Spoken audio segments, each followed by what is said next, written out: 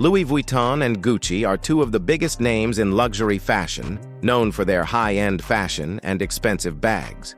But did you know that they once tried to take over Gucci and got completely humiliated in the process? This is the crazy story of how Louis Vuitton's bold move backfired and how Gucci turned the tables in one of the most legendary business battles in fashion history. Stay tuned till the end to see how this fashion war unfolded. And if you enjoy stories like this, make sure to subscribe and hit the bell icon so you never miss an update. The beginning of the battle. The battle for Gucci started in early 1999 when the brand was experiencing a strong resurgence under CEO Domenico De Sole. Gucci had been on the brink of bankruptcy just a few years earlier, but De Sole and his star designer Tom Ford had completely turned things around. The company was thriving, the stock price had nearly doubled in a year, and Gucci was once again a respected name in luxury fashion. De Sole had big ambitions. He didn't just want Gucci to survive, he wanted it to dominate.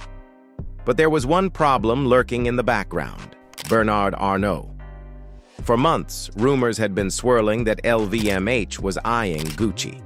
On the surface, De Sole brushed off these concerns, acting as if he wasn't worried. But behind closed doors, he was watching every move. He frequently checked with Gucci's investment banker, Morgan Stanley, to see if there had been any suspicious stock purchases. For a while, it seemed like Gucci was safe. Then, on January 5, 1999, everything changed. De Sole confidently told Morgan Stanley that he believed they were in the clear. No major purchases had been made. But just hours later, he received an unexpected call from an old friend, Yves Carcel, the president of Louis Vuitton. Carcel wasn't calling to catch up. He was calling to warn De Sole that LVMH had just acquired a 5% stake in Gucci. The news was about to go public, and there was no stopping it. He reassured De Sole that this was just a passive investment, and that Bernard Arnault wanted Gucci and LVMH to work together. De Sole wasn't buying it. He knew Arnault's playbook. This was the beginning of a takeover attempt, and he had to act fast. A weak defense and a desperate fight. Inside Gucci's headquarters, the mood shifted from celebration to panic. De Sole immediately contacted Morgan Stanley again, but the situation only got worse. The investment bank's top anti-takeover specialist, the very person they needed the most, was about to go on a year-long sabbatical. Worse still, he had done almost nothing to prepare Gucci for a hostile bid. When the company reviewed its legal protections, the findings were grim. The only real defensive measures in place were that De Sole and Tom Ford had the option to resign if an outside party acquired more than 35% of Gucci's shares. That was it. Gucci's CFO summed up the situation with brutal honesty. "You guys are toast." Arnault wasted no time. Within days, LVMH increased its stake to 9.5%, then 15%, then a staggering 26.7% in just 10 days. It was a classic power play, fast, aggressive, and nearly impossible to counter. De Sole began making desperate calls to other luxury brands and investors, hoping to find an ally willing to buy into Gucci and dilute LVMH's power. But no one wanted to take that risk. Arnault was a feared figure in the industry, known for his ruthless business tactics. Few dared to stand up to him. With no allies coming to the rescue, De Sole decided to confront Arnault directly. He arranged a meeting, hoping to negotiate a truce, but Arnault played the situation masterfully. He acted calm, reasonable, and even cooperative, suggesting that LVMH could work with Gucci rather than take it over. His one condition? 3 board seats. De Sole saw through the facade. This wasn't a compromise. It was an opening move in a full-scale takeover. He rejected the proposal outright. Arnault's response was swift. LVMH increased its stake to 34.4%, just 0.6% away from triggering Tom Ford's resignation clause. If that happened, Gucci would be left vulnerable, and its stock would likely collapse, making it even easier for LVMH to seize control. time was running out. Gucci's counterattack. With no outside investors willing to help, De Sole had no choice but to fight back on his own. He devised a bold and unconventional strategy. Gucci would dilute LVMH's power by issuing more shares.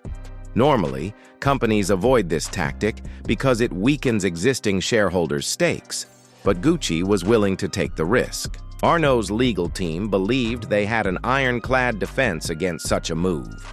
Under U.S. law, share dilution was capped at 20% unless the company was in financial distress, in which case a special waiver could be granted. LVMH assumed that Gucci, a profitable company, wouldn't qualify for such a waiver. But they had made a crucial mistake. Gucci was a Dutch company, not an American one. The U.S. law didn't apply. Gucci's board approved the issuance of millions of new shares, reducing LVMH's stake from 34.4% to 25%. It was a brilliant maneuver, but it still wasn't enough. LVMH retained significant influence, and the battle was far from over. Determined to secure Gucci's independence once and for all, De Sole took an even more drastic step. He issued another 20 million shares, not to outside investors, but directly to Gucci employees through an employee stock ownership plan, ESOP. This ensured that LVMH could never gain a majority stake. For the first time in the battle, Arnault had lost control. The final blow. Gucci's bold resistance caught the attention of François Pinault, a French billionaire and the owner of several luxury businesses, including Christie's auction house. Initially, Pinault had shown little interest in getting involved, but watching Gucci fight off LVMH intrigued him. He saw an opportunity, not just to make a financial investment, but to deal a serious blow to his longtime rival, Arnault. After a meeting with De Sole and Tom Ford, Pinault decided to act. He didn't hesitate or play mind games. He made Gucci a direct offer. He would buy a 42% stake in the company for $3 billion, further reducing LVMH's influence to just 19.6%. But there was a catch. Gucci had only 1 week to accept, or he would walk away. De Sole was hesitant, but Tom Ford was convinced it was their best shot. In a matter of days, Gucci finalized the deal. Pinault's investment secured Gucci's independence, and Arnault's takeover dreams were officially crushed. As a final insult, Pinault also acquired Yves Saint Laurent and placed it under Gucci's management.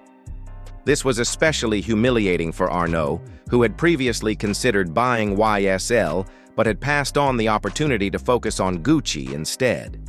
Now, not only had he lost Gucci, but he had also missed out on another major brand, the aftermath of LVMH's humiliation. Arnault was furious.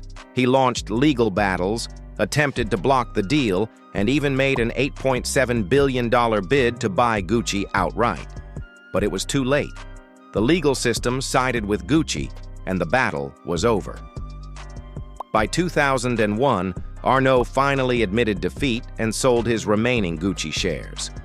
Ironically, Gucci's fight for survival had turned into one of the best things that ever happened to the brand. They not only remained independent, but they also secured a powerful new backer in Pinault's company, which later became Kering. Today, Gucci is the crown jewel of Kering's portfolio, generating over 60% of the group's revenue and nearly 70% of its profits.